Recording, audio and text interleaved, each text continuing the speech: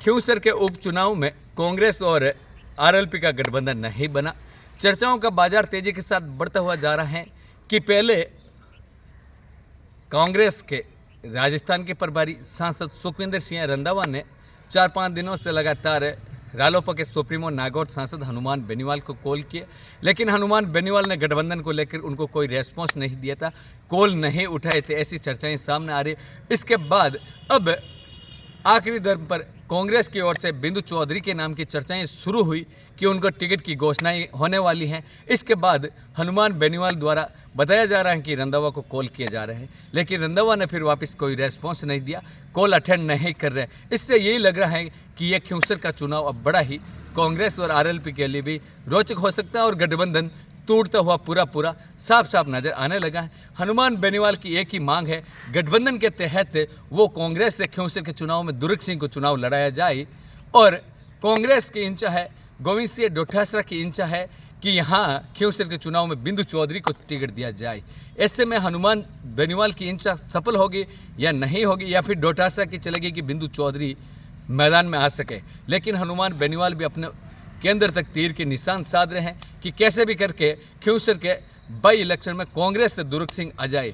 दुर्ग सिंह आते ही राजपूत समाज के वोट हो या कुछ अन्य जातियों के वोट हो, यदि दुर्ग सिंह बीजेपी के 10,000 वोट भी काटे तो हनुमान बेनीवाल को बड़ी राहत मिलेगी और कैसे भी करके हनुमान बेनीवाल अपनी गढ़, अपनी राजधानी, अपने आरएलपी की एक सीट बचाने में सफल हो सकते हैं। हनुमान बेनीवाल इसी रणनीति में है। अब कांग्रेस किस तरीके से इस रणनीति को सफल बनाने में हनुमान बेनीवाल का सहयोग करती है या फिर हनुमान बेनीवाल के खिलाफ बिंदु चौधरी को टिकट दे सकती हैं, इसको लेकर भी चर्चाओं का बाजार तेजी के साथ गर्म होता जा रहा। लेकिन चुनाव के दिन नामांकन के 2 ही दिन बचे हैं, जिसको लेकर भी अलग तरीके की चर्चाएं हैं। अब देखना यह होगा कि हनुमान बेनीवाल कितना बीजेपी के रेवंतराम डांगा को हराने में सफल होता है।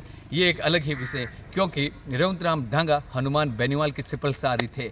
हनुमान बेनीवाल सबसे ज़्यादा भरोसा करते थे तो रेवंतराम डांगा पर करते थे और आरएलपी का प्रधान ही रेवंतराम डांगा की पत्नी है। लेकिन चुनाव से पहले 2 महीने पहले 2023 में ही रेवंतराम डांगा आरएलपी छोड़कर ज्योति मिर्जा के साथ बीजेपी में चले गए, जिसके बाद बीजेपी ने उनको टिकट दे दिया और एक बार फिर दूसरी बार भी रेवंतराम डांगा को टिकट दे दिया।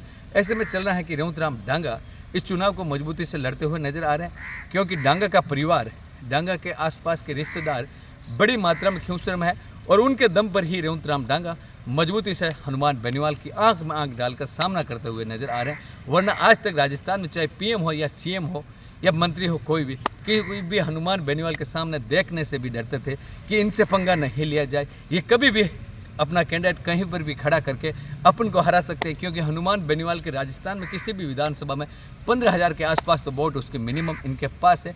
वो यह हराने के लिए बड़ा ही मजमदार राजस्थान के 200 विधानसभाओं में इनका हलचल तहलका रहता है, जिसके कारण सभी नेताएं डरते हैं। लेकिन हनुमान बेनीवाल के गढ़ खिंवसर में ही उनको पटकनी देने के लिए एकमात्र नेता उभर कर आई है, वो है रेवंतराम डांगा।